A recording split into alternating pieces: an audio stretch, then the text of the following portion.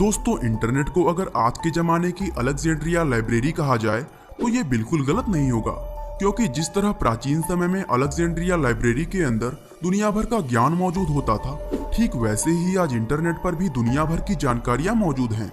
आज के समय में इंटरनेट लोगों की जिंदगी का एक अहम हिस्सा बन चुका है।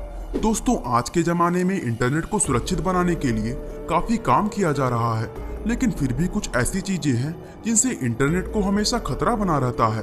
उन सभी चीजों में सबसे अहम होता है मालवेयर, क्योंकि जब से दुनिया में इंटरनेट आया है तभी से मालवेयर ने भी अपने पांव जमा रखे हैं। और आज की हमारी इस वीडियो में हम आपको साल 2017 में आए एक बेहद खतरनाक मालवेयर वानाक्राई के बारे में बताएंगे।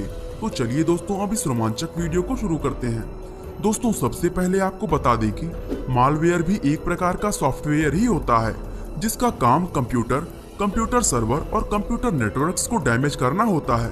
वैसे आपकी जानकारी के लिए बता दें कि दुनिया का सबसे पहला मालवेयर 2 नवंबर 1988 को सामने आया था, जिसका नाम मॉरिस वर्म था।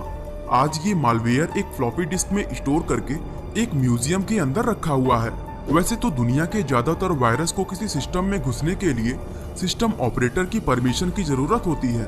आपने बहुत बार देखा होगा कि जब आप किसी अनजान वेबसाइट को ब्राउज करते हैं तो वो पूरी तरह ओपन होने के लिए आपसे तरह तरह की परमिशन मांगती है, और जब कोई व्यक्ति वो परमिशन दे देता है तो वायरस को सिस्टम में घुसने का पूरा मौका मिल जाता है। लेकिन दोस्तों, अगर हम बात करें वानाक्राई की, तो वो इस तरह के वायरस से बिल्कुल अलग था, क्योंकि उसको सिस्टम में घुसने के लिए किसी प्रकार की परमिशन की जरूरत नहीं पड़ती थी। वानाक्राई कुछ रहस्यमय ब्लैक हैट हैकर्स द्वारा बनाया गया एक क्रिप्टो वार्म था, जो पहली बार मई 2017 में सामने आया था। दरअसल दुनिया में अरबों लोग हर रोज इंटरनेट का इस्तेमाल करते हैं, और इन लोगों में करोड़ों लोग ऐसे होते हैं जो पुराने और आउटडेटेड सिस्टम का इस्तेमाल करते हैं। इन पुराने सिस्टम में ये कमी होती है कि इनका सिक्योरिटी सिस्टम समय के साथ अपडेट नहीं हो पाता, और हैकर्स के लिए इन्हें निशाना बनाना आसान हो जाता है। वानाक्राई बनाने वाले उन ब्लैक हैट हैकर्स ने इसी चीज का फायदा उठाया, और उन्होंने एक ऐसा क्रिप्टो वार्म बनाया जो दुनिया में सबसे ज्यादा इस्तेमाल किए जाने वाले विंडोज ऑपरेटिंग सिस्टम को निशाना बनाता था। ये मालवेयर खास तौर से पुराने और आउटडेटेड सिस्टम को टारगेट करता था। दोस्तों, ये वायरस ऐसे सिस्टम को ढूंढता था जिनमें ये आसानी से घुस सके, और जब इसको इसका टारगेट मिल जाता तो ये खुद ही बिना किसी परमिशन के उस सिस्टम में इंस्टॉल हो जाता था। और दोस्तों, अगर ये किसी सिस्टम में एक बार घुस गया तो समझो उसका काम खत्म, क्योंकि ये मालवेयर उस सिस्टम के अंदर मौजूद पूरे डेटा को विशेष रूप से इनक्रिप्ट करके उसको लॉक कर देता था। और यहीं से असली खेल शुरू होता था, क्योंकि जब यूजर अपने डेटा को एक्सेस करने का प्रयास करता तो सिस्टम लॉक होने की वजह से वो ऐसा नहीं कर पाता था। इस लॉक की चाबी यानी की देने के लिए वानाक्राई उस यूजर से $300 बिटकॉइन के रूप में मांगता था। इसीलिए इसको मालवेयर की जगह रैंसमवेयर का नाम भी दिया गया था। ये रैंसमवेयर उस व्यक्ति को कीमत चुकाने के लिए थोड़ा समय देता था, और यदि वो व्यक्ति समय पर पैसे नहीं देता तो फिरौती की रकम डबल हो जाती थी।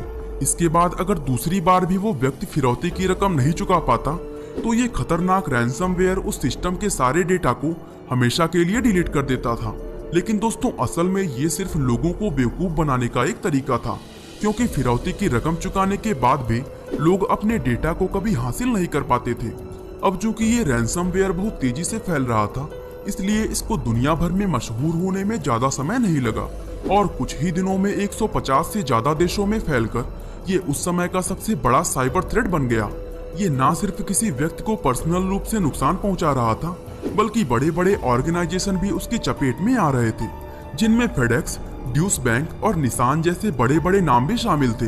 दोस्तों, इस रैंसमवेयर के कारण अरबों खरबों रुपयों का डेटा दांव पर लग गया था। अब ऐसे में दुनिया को इस खतरनाक रैंसमवेयर से कोई वही बचा सकता था जो इन ब्लैक हैट हैकर से ज्यादा समझदार हो। और तभी दुनिया के सामने आया 22 साल का एक नौजवान ब्रिटिश हैकर मार्कस हंचिस। 12 मई 2017 को जिस समय ये रैंसमवेयर फैला, उस समय मार्कस क्रिप्टोसलॉजिक नाम की एक साइबर सिक्योरिटी फर्म में काम करता था। जहां पूरी दुनिया इस रैंसमवेयर से परेशान थी, वहीं मार्कस इस रैंसमवेयर को रोकने का तरीका अच्छी तरह जानता था। उसने सिर्फ कुछ ही दिनों के अंदर ही लोगों को इस रैंसमवेयर से बचाने के लिए एक सिक्योरिटी पैच बना दिया। अब जहां एक तरफ लोग मार्कस को साइबर वर्ल्ड का हीरो मान रहे थे, वहीं दूसरी ओर कुछ लोगों के मन में ये सवाल भी उठ रहा था कि आखिर मार्कस ने इस रैंसमवेयर का तोड़ इतनी आसानी से कैसे ढूंढ निकाला। दोस्तों, अब इस कहानी को समझने के लिए पहले हमें मार्कस के बारे में जानना होगा। मार्कस का जन्म इंग्लैंड की डेवोन काउंटी में सन 1994 में हुआ था। उसकी मां स्कॉटिश थी, जबकि उसके पिता जमैका से ताल्लुक रखते थे। मार्कस को बचपन से ही कंप्यूटर और हैकिंग में दिलचस्पी थी। उसने बहुत कम उम्र में ही हैकिंग शुरू कर दी थी। वह कोडिंग और हैकिंग में इतना समय बिताने लगा था कि इससे उसकी पढ़ाई पर भी फर्क पड़ने लग गया था। मार्कस ने अपने स्कूल के कंप्यूटर में एक ऐसा मालवेयर डाला था जो लोगों के पासवर्ड चुरा लेता था। स्कूल के प्रिंसिपल को जब मार्कस के इस शरारत का पता चला तो उन्होंने उसको उसी समय स्कूल से निकाल दिया। दोस्तों, स्कूल से निकाले जाने के बाद मार्कस के ऊपर और भी ज्यादा उल्टा प्रभाव पड़ा, क्योंकि अब वो हैकिंग में और भी ज्यादा समय बिताने लगा और साथ ही ऐसे ऐसे फोरम से भी जुड़ने लगा जो मालवेयर बनाने का काम करते थे। असल में मार्कस की उम्र उस समय बहुत कम थी और उसको इस बात का कोई अंदाजा नहीं था कि जिन लोगों से वो जुड़ रहा है वो उसके लिए बहुत बड़ी मुसीबत बन सकते हैं। इन सब बातों से अनजान मार्कस नए नए हैकिंग फोरम से जुड़ता रहा और सिर्फ 15 साल की उम्र में ही उसने हैक फोरम नाम की एक ऑनलाइन फोरम ज्वाइन कर लिया। ये फोरम इतना हाई स्टैंडर्ड था कि इसको सिर्फ ज्वाइन करने के लिए लोगों को बॉटनेट बनाकर दिखाना पड़ता था। अब बॉटनेट की अगर बात करें तो ये एक ऐसा मालवेयर है जो डेटा चुराने और सिस्टम को बंद करने की क्षमता रखता है। इसके अलावा बॉटनेट के काम करने का तरीका काफी हद तक वानाक्राई रैंसमवेयर से मिलता था।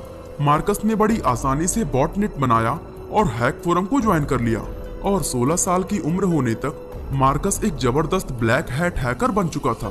दोस्तों, इस फोरम के जरिए मार्कस की बात विनी नाम के एक अनजान शख्स से हुई।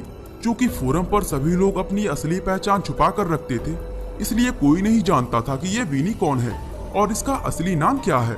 विनी ने मार्कस को एक जॉब ऑफर किया जिसमें वो मार्कस से हैकिंग टूल की एक किट बनवाना चाहता था। दोस्तों, मार्कस ये काम नहीं करना चाहता था, लेकिन विनी ने उसको मोटी रकम का ऑफर दिया जिसे मार्कस मना नहीं कर पाया। आखिरकार मार्कस ने वो किट बना दिया और विनी ने उसको पेमेंट भेज दी।